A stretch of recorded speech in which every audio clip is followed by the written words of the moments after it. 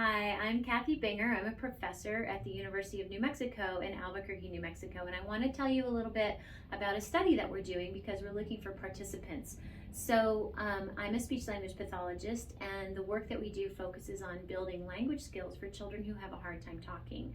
So we're doing a project right now with here at UNM and also at the University of Central Florida in Orlando, Florida.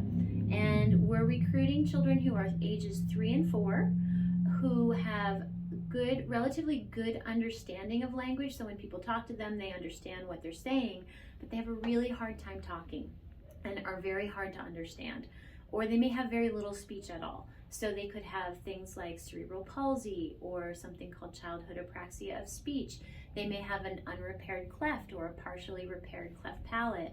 They may have any number of syndromes, including something called velocardiofacial syndrome or DeGeorge syndrome.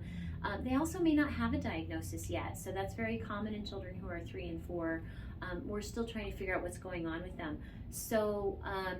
When children come in to see us, we do an assessment with them to see where they are in a number of ways to make sure they're qualifying for the study.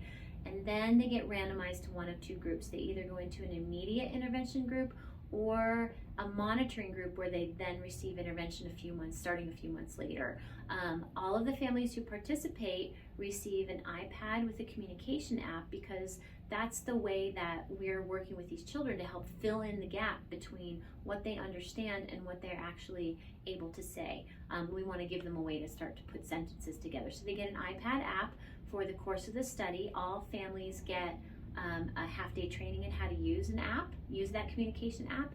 They also get a $20 gift card every time they come in to visit us. So if you have any questions or you're interested in our study, please get in touch with us. Thanks.